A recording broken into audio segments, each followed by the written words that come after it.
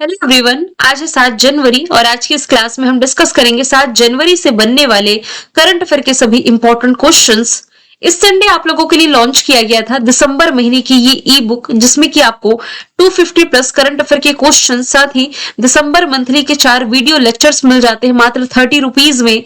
ये Kalyani ma'am official के application पर अवेलेबल है। साथ ही आज शाम तक आपको नवंबर मंथ की भी ई बुक मिल जाएगी, क्योंकि नवंबर महीने की ई बुक हम लॉन्च नहीं कर पाए थे व्यस्तता के कारण, तो ये भी आज शाम तक आपको मिल जानी है। ठीक है, तो दोनों ही ई बुक को या सभी महीने की ई बुक आप इंडिविजुअली चाहते हैं तो ये भी एप्लीकेशन से मिल जाएगी, आप डाउनलोड कर सकते हैं। प्रीवियस क्लास में हमने देखा था कि अभी हाल ही में यूरोपीय यूनियन ने स्टील और एल्यूमिनियम पर दुनिया का पहला कार्बन टैक्स सीबाम लगाया है। अभी हाल ही में भारत की पहली महिला शिक्षिका सावित्रीबाई फुले की 195वें नंबर की जयंती 3 जनवरी को मनाई गई। छत्तीसगढ़ में हेरिटेज आधारित पर्यटन को बढ़ावा देने के लिए भोरम देव कॉरिडोर प्रोजेक्ट लॉन्च किया गया। आंद्रे डी ग्रास ये कनाडा से संबंधित है, जिन्हें 21वें मुंबई टाटा मुंबई मैराथन के लिए इंटरनेशनल इवेंट एम्बेसडर बनाया गया। पटना हाईकोर्ट के मुख्य न्यायाधीश संगम कुमार साहू बने। कैमूर वन्य जीव अभ्यारण्य बिहार का दूसरा टाइगर रिजर्व बनेगा। इस साल G7 होस्ट करेगा फ्रांस। केंद्रीय कृषि मंत्री शिवराज सिंह चौहान ने दिल्ली में भारतीय कृषि अनुसंधान परिषद द्वारा विकसित 25 फसलों की 184 नई किस्में जारी करी हैं। आयुष मंत्रालय ने 3 जनवरी 2026 को 9वें नंबर का सिद्ध दिवस मनाया। खेलो इंडिया बीच गेम्स का दूसरा एडिशन शुरू हो चुका है घोघला बीच पर।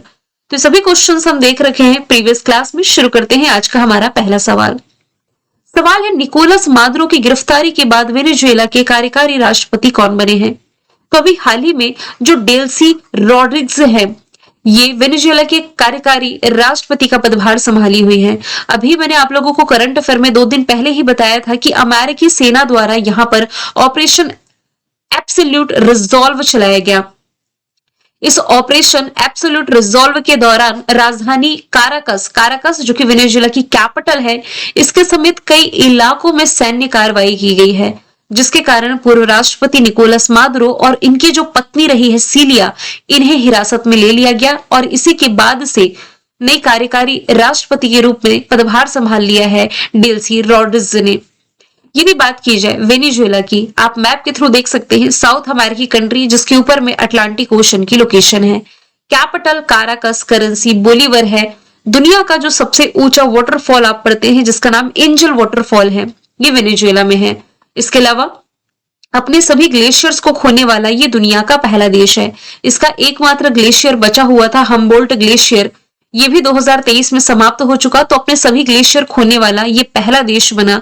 साथ ही वेनेजुएला के पास सबसे बड़ा प्रमाणित तेल भंडार भी है। ठीक है, अभी मुझे नहीं पता आप लोगों को ये क्वेश्चन याद होगा कि नहीं। लॉकडाउन के टाइम में मैंने पढ़ाया था कि 10 लाख रुपए की करेंसी जारी करने वाला दुनिया का पहला देश वेनेजुएला है। यानी कि इतनी बड़ी करेंसी आज तक किसी ने जारी नहीं करी थी। ये लगभग 4-5 साल पुराना करंट अफेयर का क्वेश्चन है, ऐसे मुझे सडनली याद आया तो मैं आपको बता रही हूँ, क्योंकि मैं आपको करंट अफेयर पढ़ाते 6 से 7 साल हो ही चुके हैं और ज्यादा हो चुके हैं, तो प्रीवियस चीजें जो ऑलरेडी पढ़ा चुकी हूँ वो टकरा जाती है। इमैनुअल मैक्रोन है, ये कौन है? तो ये फ्रांस के राष्ट्रपति हो जाएंगे। फिर यदि बात की जाए मार्क रूट की, तो मार्क रूट नाटो के प्रमुख है, नॉर्थ अटलांटिक ट्रीटी ऑर्गेनाइजेशन, जो कि दुनिया का सबसे बड़ा सैन्य संगठन है। ब्रसेल्स बेल्जियम में हेडक्वार्टर है, लेकिन याद रखें कि भारत इसका मेंबर कंट्री नहीं है। इसमें 32 देश शामिल है और 32वां देश इसमें स्वीडन हो जाएगा। सवाल नंबर दूसरा है, भारत ये किस देश को पीछे छोड़ते हुए दुनिया का सबसे बड़ा चावल उत्पादक देश बना? रिसेंटली भारत ने इस मामले में चाइना को पीछे छोड़ा। स्टैटिक जीके में हम पढ़ते थे ना कि दुनिया का सबसे बड़ा चावल उत्पादक देश चाइना है, दूसरे नंबर पर भारत है, लेकिन नहीं। अभी हाल ही में भारत का चावल उत्पादन 150.18 मिलियन टन दर्ज किया और इस हिसाब से यदि देखा जाए तो चाइना को पीछे छोड़ते हुए भारत दुनिया का सबसे बड़ा चावल उत्पादक देश बना है। अब देखिए यहाँ पर चावल का डिस्कशन आया है ना। कुछ चावल की किस्में मैं आप लोगों को बता देती हूँ जो आपके स्टैटिक जीके का पार्ट बन सकती है। आगे कुछ इसमें मैं करंट के फैक्ट भी रिलेट कर दूंगी। जैसे कि एक चावल की किस्म यदि आप पढ़ें तो बासमती चावल है। बासमती चावल ये अपने लंबे दाने के लिए और सुगंधित यानी कि खुशबू के लिए जाना जाता है। फिर दूसरा इसमें यदि आप रिलेट करेंगे तो कोलम चावल रिलेट कर सकते हैं। तीसरी चावल की प्रजाति सेला। फिर यहां पर ऐसे ही मेंशन कर देती हूं मैं, ब्राउन राइस और लाल चावल भी, रेड राइस, ब्राउन राइस, ठीक है। ये तो चलिए स्टैटिक जीके में मैंने आपको बताया है, लेकिन कुछ वैसी चावल की किस्में जो मुझे याद आ रही हैं जिन्हें जीआई टैग्स मिल चुका है, ये आप रिलेट कर सकते हैं। हालांकि अभी नहीं मिला है, काफी समय हो चुका है। जैसे कि जीआई टैग वाले चावल में चोकुआ चावल मुझे याद आ रहा है कि कभी ना कभी लगभग 1.5 साल 1 साल के अंदर मैंने ये क्वेश्चन आपको पढ़ाया है। चोकुआ चावल जिसे जीआई टैग मिला, ये असम का प्रोडक्ट था।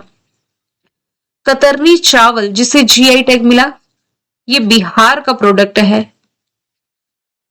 फिर कोवलम चावल आप रिलेट कर सकते हैं, कोवलम चावल जिसे जीआई टैग मिला, ये महाराष्ट्र का प्रोडक्ट है, ठीक है। तो इस चावल के करंट और स्टैटिक फैक्ट दोनों ही यहां से आप रिलेट कर सकते हैं। किस दिन हर साल राष्ट्रीय पक्षी दिवस मनाया जाता है? तो जनवरी महीने की 5 तारीख को हर साल मनाया जाता है राष्ट्रीय पक्षी दिवस, नेशनल बर्ड डे। ये दिवस पारिस्थितिकी संतुलन बनाए रखने में पक्षियों के अत्यंत महत्वपूर्ण भूमिका को चिन्हित करता है। सबसे पहली बार वर्ष 2002 में एवियन वेलफेयर कोएलिशन के द्वारा मनाया गया था। पक्षी की बात की जा रही है तो देश का राष्ट्रीय पक्षी मोर है, पिकॉक है जिसका वैज्ञानिक नाम है पावो क्रिस्टाटस, और इसे 1963 में इसके सांस्कृतिक, धार्मिक और पारिस्थितिकी महत्व के कारण राष्ट्रीय पक्षी घोषित किया गया था। 1 जनवरी को ग्लोबल फैमिली डे मनाया गया, 4 जनवरी को विश्व ब्रेल दिवस, और 3 जनवरी को हमने देखा कि देश की पहली महिला शिक्षिका सावित्री बाई फुले की 195वें नंबर की जयंती मनाई गई है। सवाल चौथा है, किस देश ने हाल ही में इंडियन प्रीमियर लीग यानी कि आईपीएल 2026 के प्रसारण पर रोक लगाई है? तो भारत का जो पड़ोसी है बांग्लादेश, यहाँ पर आईपीएल 2026 की ब्रॉडकास्टिंग यानी कि प्रसारण नहीं किया जाएगा, इस पर इसने पाबंदी लगा दी है। रीजन क्या है आप समझिए। अभी आप लोगों ने न्यूज में देखा होगा, बांग्लादेश वाला मुद्दा काफी ज्यादा हाईलाइटेड था। बांग्लादेश में एक हिंदू को सरेआम सबके सामने जिंदा जला दिया जाता है, जिसके बाद भारत में बांग्लादेश के खिलाफ विरोध प्रदर्शन जारी रहे और बांग्लादेश के क्रिकेटरों को भी यहां पर बायकॉट किया गया। तो ऐसे में भी हाल ही में आईपीएल के द्वारा बीसीसीआई के द्वारा आईपीएल का जो ऑक्शन हुआ, नीलामी की गई, इसमें बांग्लादेशी क्रिकेटर को भी खरीदा गया था जिसका नाम था मुस्तफिजुर रहमान, और जिसका विरोध भारत में भी होने लगा कि जो कंट्री भारत के साथ इतना गंदा सुलूक कर रहा है, उस देश के क्रिकेटर को बीसीसीआई क्यों खिला रही है? क्योंकि मुस्तफिजुर रहमान को ना केकेआर ने खरीदा था आईपीएल टीम में। केकेआर शाहरुख खान की टीम है, तो शाहरुख खान के ऊपर भी काफी ज्यादा एलिगेशन लगे कि ये दुश्मन देश के खिलाड़ी को अपनी टीम में जगह दे रहे हैं, जबकि ये शाहरुख खान डिसाइड नहीं करते, ये बीसीसीआई के द्वारा एडवाइजरी जारी की जाती है, इसके अनुसार ही फिर ऑक्शन होते हैं। तो इसे लेकर के बीसीसीआई थोड़ा एक्शन में आया और बीसीसीआई के ही निर्देश पर जो कोलकाता नाइट राइडर्स हैं, इसने मुस्तफिजुर रहमान को टीम से रिलीज किया, यानी कि अब मुस्तफिजुर रहीम ये भारत के लिए आईपीएल नहीं खेलेंगे। और इसी बात से नाराज बांग्लादेश गवर्नमेंट ने अपने देश में आईपीएल प्रसारण पर रोक लगा दी। तो हमें क्या ही फर्क पड़ रहा है, आप देखें या ना देखें, भाई इंडिया वाले मजे लेते हैं आईपीएल के, और इंडिया के जो फैंस है क्रिकेट के, उनके ही एंटरटेनमेंट के लिए आईपीएल होता है, बांग्लादेशियों को एंटरटेन करने के लिए बिल्कुल नहीं है। पहली बात तो खैर कोई बात नहीं, फिलहाल हम डिस्कशन करेंगे यहां से आईपीएल के बारे में।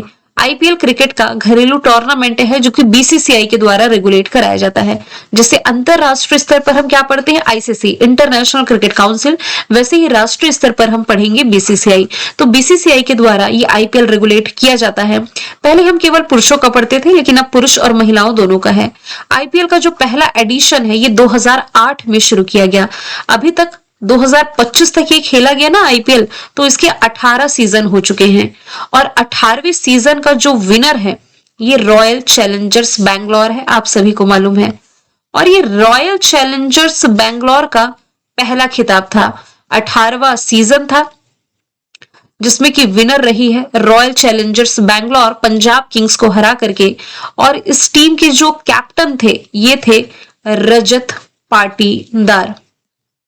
इसके अलावा यदि आप रिलेट करेंगे कि आईपीएल के इतिहास की सबसे सफल टीम कौन सी है, सबसे सफल टीम, तो ये 2 टीमें हैं, मुंबई इंडियंस और चेन्नई सुपर किंग्स। कितनी सफल है, कितनी ट्रॉफियां हैं दोनों के नाम, तो देखिए मुंबई इंडियंस के नाम भी 5 ट्रॉफी है और चेन्नई सुपर किंग्स के नाम भी 5 ट्रॉफी है। तो 5-5 बार ये खिताब जीती हुई हैं।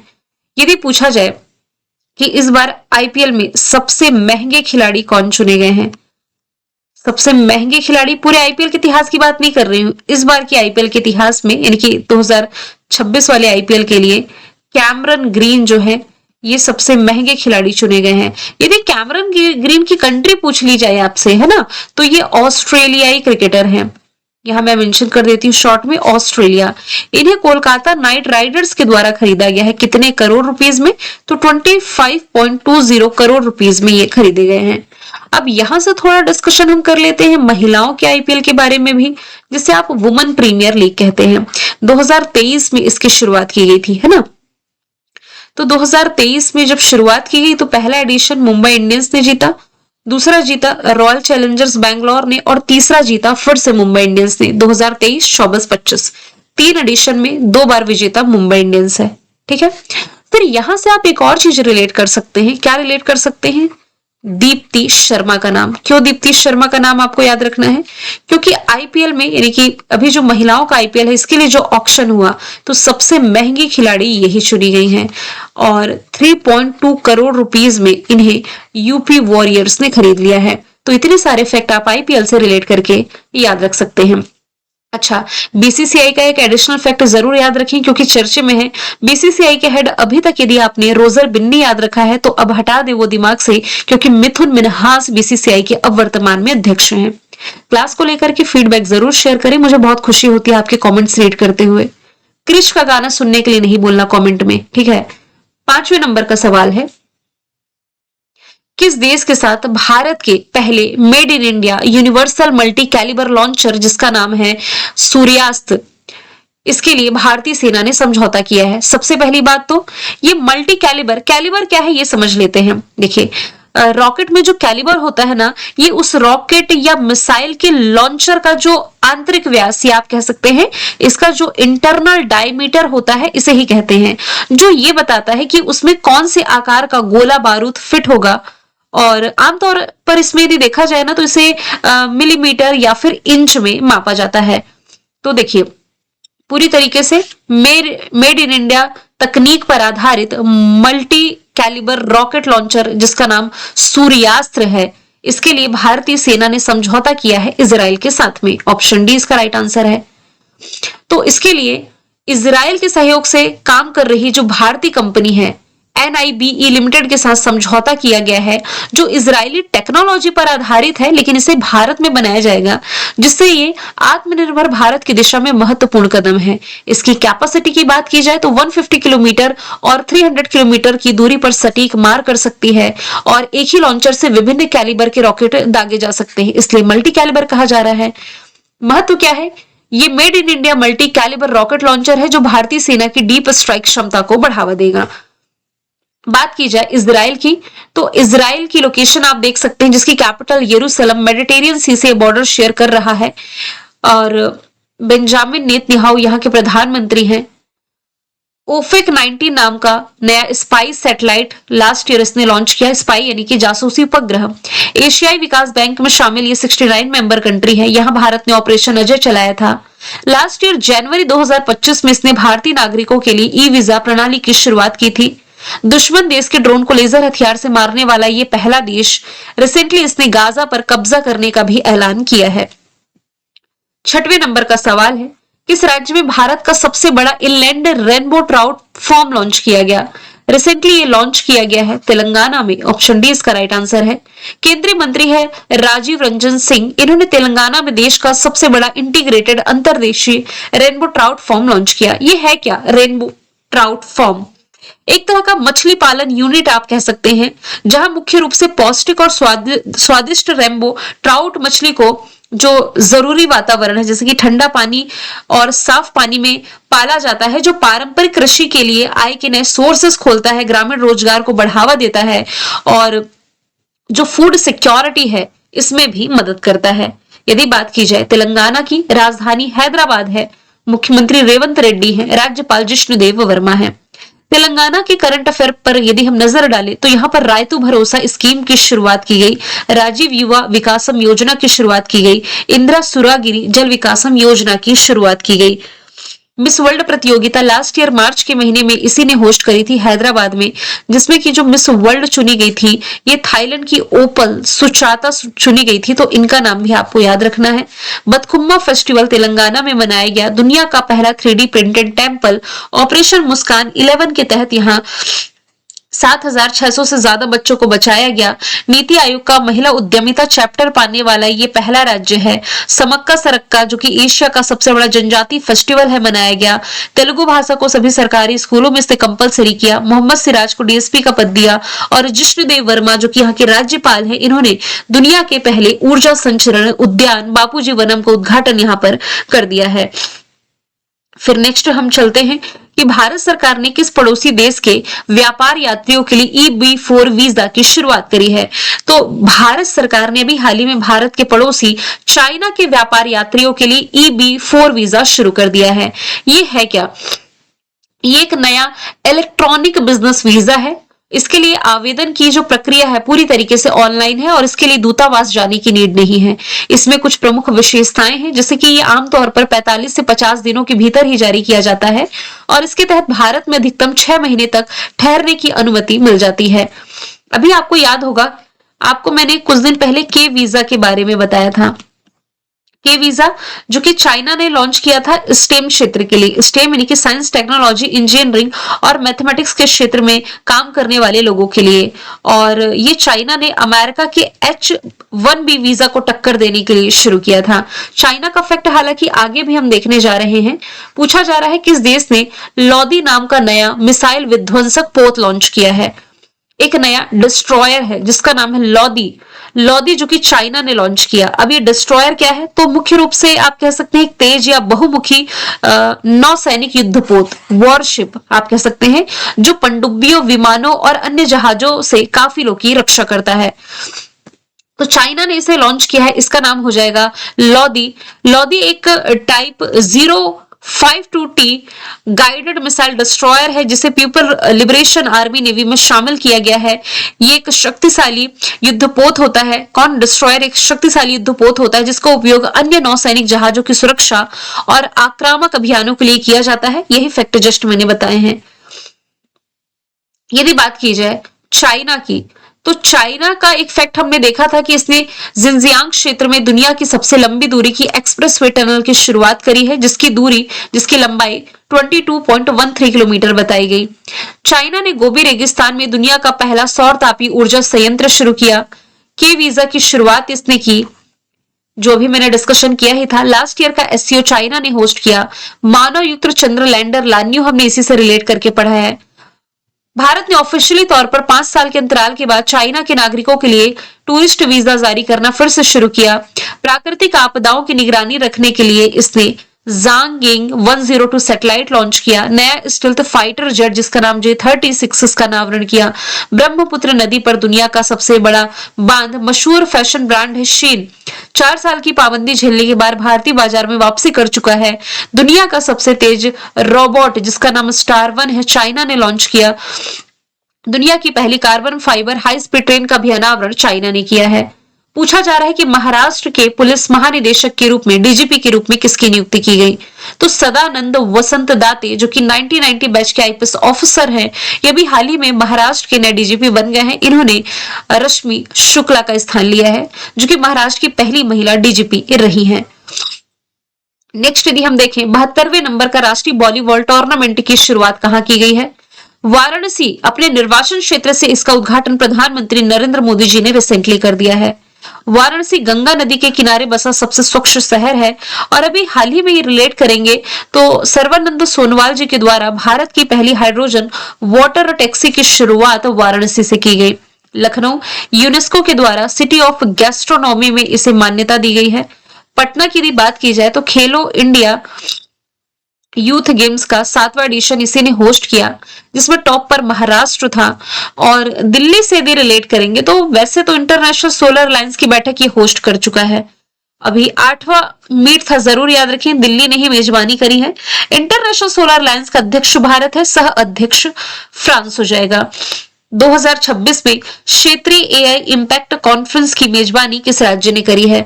वैसे 6 जनवरी को इसका आयोजन राजस्थान में किया गया। मैंने आपको बताया था कि एआई इम्पैक्ट जो समिट होगी इसकी मेजबानी भारत करेगा फरवरी के महीने में। तो इसी कार्यक्रम के एक हिस्से के रूप में ये जो समिट है इसी तैयारियों का हिस्सा है जो कि आयोजित किया गया राजस्थान में। राजस्थान एरिया वाइज भारत का सबसे बड़ा राज्य है। मुख्यमंत्री यहाँ के भजनलाल शर्मा, राज्यपाल हरिभाऊ बागड़े और यहाँ की कैपिटल जयपुर है। नेशनल पार्क में मुकुंदरा, मरुस्थल, सरिस्का, रणथंभौर और केवलादेव है। अब देखिए राजस्थान के करंट अफेयर हम देखें ना तो केवल उन करंट अफेयर को मैं टिक करूंगी जो हाल फिलहाल हमने पढ़े हैं। जैसे कि देश का 95 नंबर का जो रामसर साइट बना, राजस्थान का सिलीसियर झील बना। एसआईआर के तहत मतदाता सूची को पूरी तरीके से डिजिटल करने वाला ये पहला राज्य है। खेलो इंडिया यूनिवर्सिटी गेम्स का 5वां एडिशन इसी ने होस्ट किया, जिसमें की टॉप पर थी चंडीगढ़ यूनिवर्सिटी और इसका शुभंकर था ऊंट, यानी कि खम्मा घनी था जो कि ऊंट को रिप्रेजेंट कर रहा है। फिर 12वें नंबर का सवाल है कि जनवरी 2025 में किस राज्य में पहली बार एक अत्यंत दुर्लभ स्ट्रॉबेरी रंग का तेंदुआ देखा गया? तो ये तेंदुए की पुष्टि अभी हाल ही में कर्नाटका में की गई है। कर्नाटक में पहली बार बेहद दुर्लभ स्ट्रॉबेरी रंग के तेंदुओं को देखा गया, जिसे चंदन तेंदुआ के नाम से जाना जाता है, यानी कि सैंडलवुड लेपर्ड भी इसे कहते हैं। देखा जाए तो भारत में ये दूसरी बार देखा गया। अब से 5 साल पहले 2021 में ये राजस्थान में देखा गया था। ये वही कर्नाटक है जो कि सरकारी और प्राइवेट सेक्टर दोनों में ही पीरियड लीव देने वाला देश का पहला राज्य बन चुका है। मैंने कल आपसे पूछा था 8वां वेतन आयोग बनाने वाला पहला राज्य कौन बना? आंसर असम था। आज का सवाल है इजराइल के प्रधानमंत्री बेंजामिन नेतन्याहू ने किसे वर्ष 2026 का इजरायली पीस प्राइज प्रदान करने का ऐलान किया? आंसर इसका जो भी आप कमेंट बॉक्स में बताएं। मिलेंगे नेक्स्ट वीडियो में। Thank you so much.